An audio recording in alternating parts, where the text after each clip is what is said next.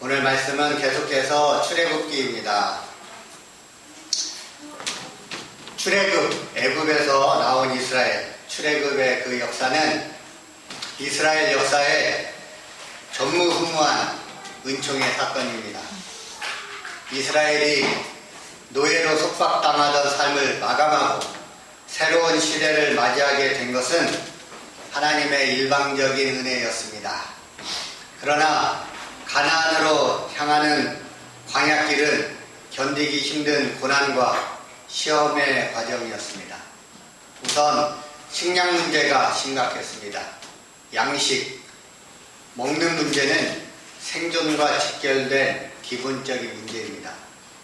생명과 관련한 문제였기 때문에 먹을 것이 없게 되자 이스라엘은 하나님의 인도하심을 불신하게 되었습니다. 이스라엘 백성은 극심한 불만을 표출했습니다. 이스라엘 백성이 광야에서 굶주림으로 인해 모세와 아론을 원망하고 하나님을 원망합니다. 그러자 하나님이 이스라엘 백성의 원망을 들으시고 모세에게 말씀해 주십니다.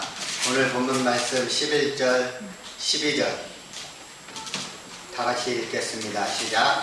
여호와께서 모세에게 말씀하여 이르시되 내가 이스라엘 자손의 원망함을 들었노라. 그들에게 말하여 이르기를 너희가 해질에 있는 고기를 먹고 아침에는 떡으로 배부르니 내가 여호와 너희의 하나님인 줄 알리라 하라 하시니라. 아멘.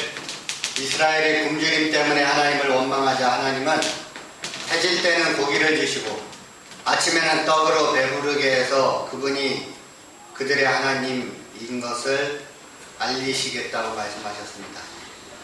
하나님은 이스라엘의 원망을 들으시고 고기와 떡을 준비해 주셨습니다. 그럼으로써 하나님이 이스라엘의 보호자요 공급자이심을 알게 하신 것입니다. 하나님은 영적인 이스라엘인 우리들에게도 역시 보호자이시며 공급자가 되어주십니다. 하나님이 이스라엘 백성에게 주신 양식은 무엇이었습니까? 하나님이 주신 고기와 떡은 13절부터 15절까지 나와 있습니다. 13, 14, 15절 다 함께 읽겠습니다. 저녁에는 메추라기가 와서 진에 덮이고 아침에는 이슬이 진주위에 있더니 그 이슬이 마른 후에 광야 지면에 작고 둥글며 서리같이 가는 것이 있는지라. 이스라엘 자손이 보고 그것이 무엇인지 알지 못하여 서로 이르되 이것이 무엇이냐 하니 모세가 그들에게 이르되 이는 여호와께서 너희에게 주어 먹게 하신 양식이라. 아멘. 저녁에는 이스라엘 진영에 메추라기가 와서 뒤덮었습니다. 다음날 아침에는 진을 친 곳 둘레에 안개가 자욱했습니다.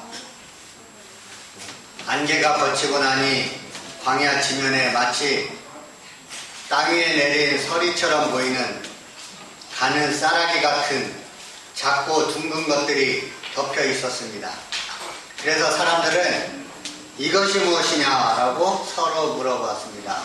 본 적도 없고 들은 적도 없고 경험한 적이 없기 때문에 서로 이것이 무엇이냐 라고 물었습니다. 히브리어로 만후, 이것이 무엇이냐, 만후. 만 무엇이냐, 후 이것이, 그렇게 물었어요.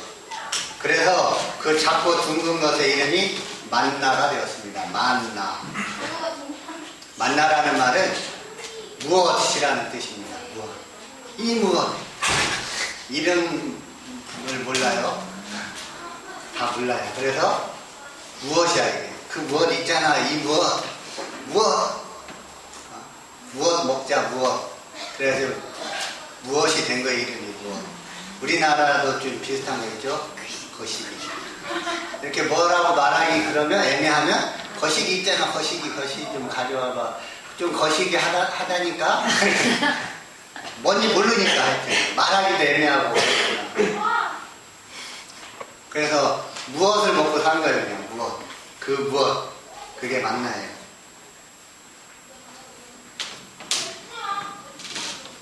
만나의 색깔은 하얗고 맛은 꿀 섞은 과자 맛이 났다고 합니다.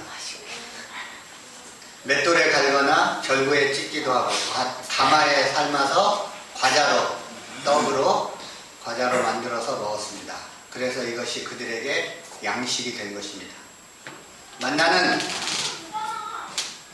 광야 40년 동안 끊임없이 매일 양식으로 공급되었으며 이스라엘 사람들이 거주하던 지역 주변에 이슬처럼 비처럼 내렸습니다.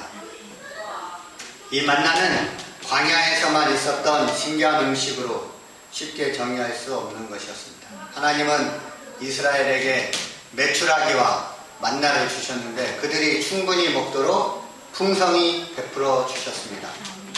메추라기는 홍해를 건너 이동하는 철새입니다. 메추라기가 홍해를 건너 육지에 이르면 너무 지쳐서 지면에서 휴식을 취했는데 마치 땅에 주저앉은 것처럼 보입니다. 성경은 이 모습을 가리켜 진에 덮였다라고 표현했습니다. 메추라기는 신광야와 바란광야에서 약 1개월 정도, 한 달 정도 공급된 것으로 보입니다. 하나님은 이스라엘 백성을 위해 만나와 메추라기를 보내셨습니다. 이스라엘 백성은 그들이 지금까지 한 번도 먹어보지 못한 하늘 양식으로 아침과 저녁을 풍성하게 보냈습니다. 광야에는 아무것도 없지만 이스라엘에게 그곳은 확실한 축복의 자리였습니다. 하나님이 만나를 주신 것은 줄인 배를 채우는 것보다 이스라엘을 먹이는 분은 하나님이시라는 사실을 깨닫게 하는 데 있습니다. 이 사실을 고백할 때 그들은 소소한 어려움들을 이겨낼 수 있고 승리할 수 있었습니다. 우리도 삶에서 하나님이 주시는 여러 가지 은혜들을 경험합니다. 그때마다 하나님이 그 일을 행하셨음을 고백할 줄 알아야 합니다. 고백하고 간증할 때 우리의 삶은 더욱 풍성한 하늘 은혜로 채워질 수 있습니다. 이스라엘 백성은 이 하늘 양식을 얻을 때 원칙을 지켜야 했습니다. 그 원칙은 16절부터 18절까지 나와 있습니다. 16절, 17, 18절 다 같이 읽겠습니다. 여호와께서 이같이 명령하시기를 그냥 읽으세요. 먹을 만큼만 이것을 거둘지니 또 너희 사람 수요대로 한 사람이 한 오늘씩 거두되 각 사람이 그의 장막에 있는 자들을 위하여 거둘지니라 하셨느니라. 이스라엘 자손이 그같이 하였더니 그 거둔 것이 많기도 하고 적기도 하나 오늘을 배워본즉 많이 거둔 자도 많이 없고 적게 거둔 자도 부족함이 없이 각 사람은 먹을 만큼만 거두었다. 아멘. 하나님은 개인당 약 한 오멜, 즉 2리터 정도를 취하도록 분량을 정해주셨습니다. 한 오멜씩 거둬라. 2리터 정도. 이 양식은 각 사람이 먹을 만큼만 한 사람당 한 오멜씩 거둬야 했습니다. 그리고 그 음식을 다음날 아침까지 남겨두지 않도록 해야 했습니다. 19절 읽겠습니다. 모세가 그들에게 이르기를 아무든지 아침까지 그것을 남겨두지 말라 하였으나. 아멘. 그렇게 이스라엘 백성이 만나를 거둘 때 많이 거둔 사람도 있고 적게 거둔 사람도 있었지만 남거나 부족함 없이 각자가 먹을 만큼 적당한 분량을 거두었다고 말씀하십니다. 하나님은 모자라지도 않고 넘치지도 않게 우리에게 필요한 만큼의 양식을 주십니다. 성경 잠언서에서도 아굴이라는 사람이 이렇게 고백을 합니다. 하나님, 나를 가난하게도 마옵시고 부하게도 마옵시고 오직 필요한 양식으로 나를 먹이시옵소서 라고 기도했습니다. 잠언서 30장 8절에 있습니다. 예수님이 가르쳐 주신 기도에도 오늘 우리에게 일용할 양식을 주옵시고 마태복음 6장 11절 이렇게 기도하라고 우리에게 가르쳐 주셨습니다. 우리는 하나님이 주시는 육의 양식을 먹으며 영적인 은혜를 누립니다. 예수님의 첫 번째 기적은 가나 혼인잔치에서 물이 포도주가 되는 사건이었습니다. 이 기적으로 장차 십자가에서 흘리실 보혈의 피와 구속의 역사를 미리 알게 하신 것입니다. 예수님은 또한 십자가를 지시기 전에 제자들과 최후의 만찬을 하시며 성만찬을 제정하셨습니다. 나는 생명의 떡이니 내게 오는 자는 결코 줄이지 아니할 터이요 나를 믿는 자는 영원히 목마르지 아니하리라. 요한복음 6장 35절. 이것은 예수님을 만날 때 우리의 영적인 갈증과 허기가 채워질 수 있다는 말씀입니다. 예수님은 광야에서 시험을 받으실 때 사람이 떡으로만 살 것이 아니요 하나님의 입으로부터 나오는 모든 말씀으로 살 것이다. 마태복음 4장 4절 이렇게 말씀하심으로써 영의 양식이 중요함을 강조하셨습니다. 늘 교회에 대한 불만과 불평이 가득하던 한 성도가 목사님을 찾아가서 자신의 심정을 토로했습니다. 목사님, 저는 설교가 제 삶에 무슨 유익이 있는지 도무지 모르겠습니다. 30년 동안 빠짐없이 교회에 출석했고 예배를 드리면서 지금까지 2000번이 넘게 설교를 들었지만 기억에 남는 설교도 없고 특별히 좋았던 설교도 없습니다. 성도의 말을 잠잠히 듣고 있던 목사님은 얼굴에 미소를 머금고 이렇게 말했습니다. 성도님, 저는 올해로 결혼한 지 30년이 됩니다. 그 30년 동안 저는 아내와 3만 번도 넘게 식사를 같이 했습니다. 그런데 그 수많은 식사 시간 중에 특별히 제 기억에 남는 식사는 몇 번이 되지 않는군요. 아내가 제게 해준 특별한 음식들도 잘 기억나지 않습니다. 그런데 분명한 사실은 기억에 남아있지는 않지만 아내가 만들어준 그 음식들 때문에 굶지 않고 지금까지 잘 살아가고 있다는 점입니다. 매일 아내가 준비해준 일용할 양식이 저를 오늘 이 자리에 있게 했습니다. 알겠죠, 여러분? 설교는 잘 기억 안 나죠. 그 설교 때문에 굶지 않고 지금 잘 살아 있는 것입니다. 영적인 양식도 그렇고 육적인 양식도 그렇습니다. 지금까지 굶지 않고 잘 살아있는 것에 감사하시기를 바랍니다. 하나님은 육적으로나 영적으로 우리에게 일용할 양식을 공급해 주십니다. 하나님은 합당한 때, 합당한 방법으로 합당한 것을 제공해 주십니다. 지금까지 내게 베풀어 주신 일용할 양식에 감사하게 되시기를 바랍니다. 그러므로 우리는 긍휼하심을 받고 때를 따라 돕는 은혜를 얻기 위하여 은혜의 보좌 앞에 담대히 나아갈 것입니다. 히브리서 4장 16절. 때를 따라 돕는 은혜를 얻기 위해 은혜의 보좌 앞에 담대히 나아가서 때를 따라 채우시는 하나님의 은혜를 경험하게 되시기를 바랍니다. 하나님이 우리에게 베풀어 주시는 일용할 양식의 은혜로 살게 되시기를 바랍니다. 하나님께서 하늘 양식을 주시면서 이렇게 하루 먹을 만큼의 양식을 취하라는 원칙을 세워주신 것은 눈앞에 보이는 것만을 의지하지 말고 보이지 않으시나 삶을 책임져 주시는 하나님을 의지하라는 뜻이 담겨 있습니다. 하나님은 일정한 시간, 제한된 장소에서 이스라엘 백성에게 부족함 없이 먹을 것을 내려주셨습니다. 그런데 그들 중에는 하루 양식으로 족하지 못하고 내일의 양식까지 거두는 사람들도 있었습니다. 그렇게 이스라엘 백성이 양식을 거두며 하나님의 명령에 순종하지 않았을 때 어떤 일이 일어납니까? 20절 마지막 절 보면 나와 있습니다. 20절 읽겠습니다. 시작. 그들이 모세에게 순종하지 아니하고 더러는 아침까지 구웠더니 벌레가 생기고 냄새가 나는지라 모세가 그들에게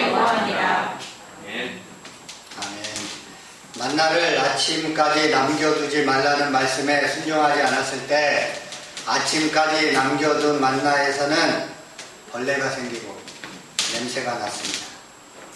이로 인해 모세는 백성에게 화를 냈습니다.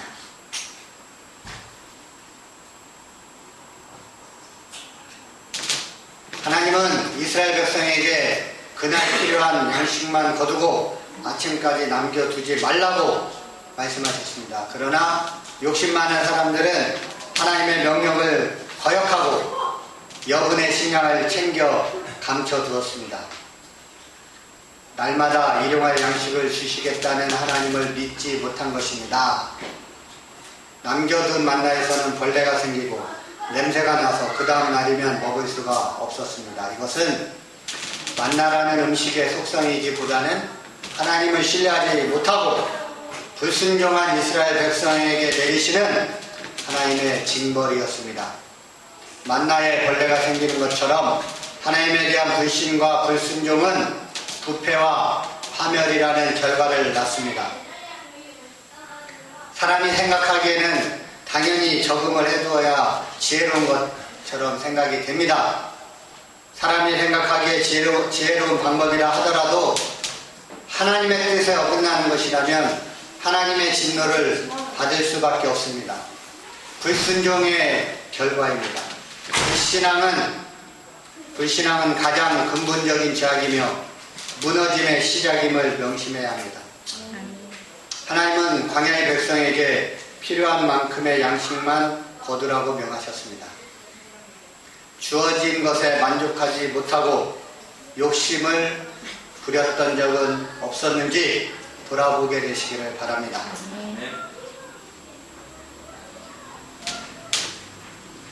이스라엘 백성에게 광야의 고난은 생각보다 힘든 것이었습니다.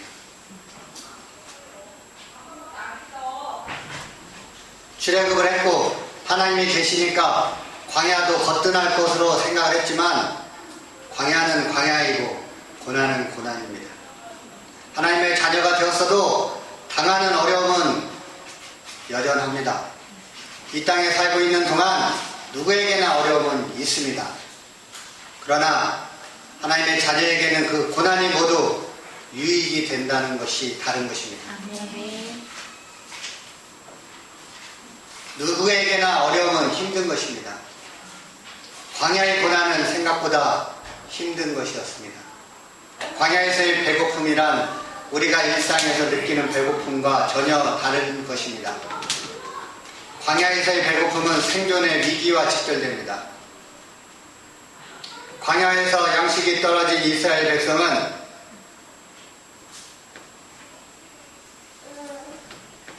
하나님과 모세를 원망하고 악한 말을 쏟아낼 수밖에 없었습니다.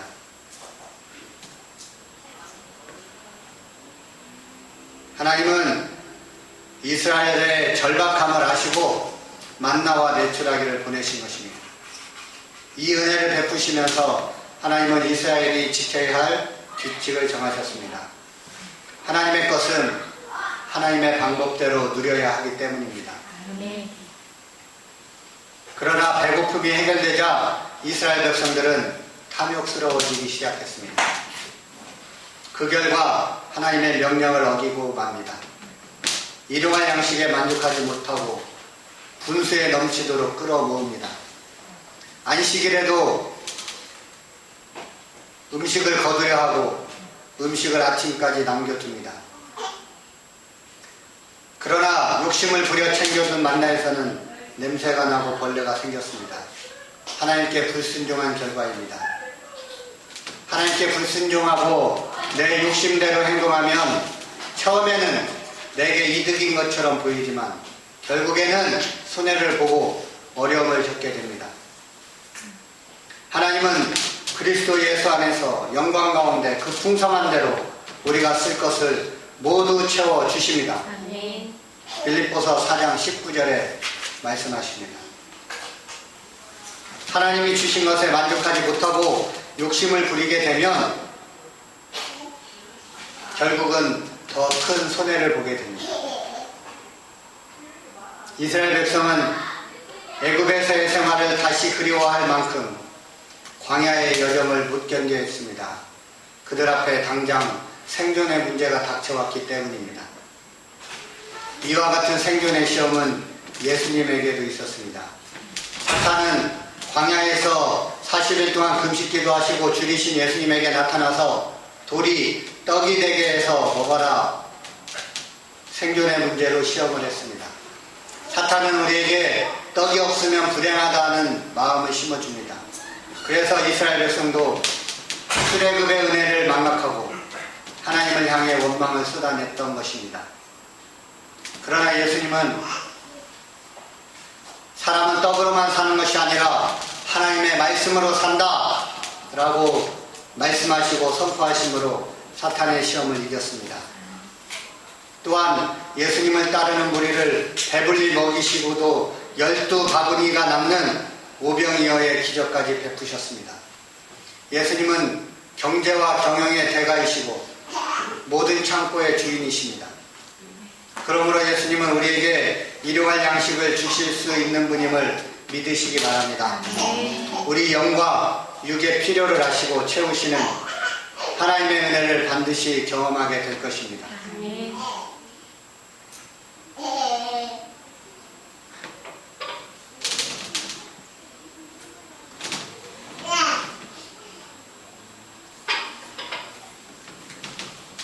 하나님은 사람을 먹는 존재로 지으셨습니다.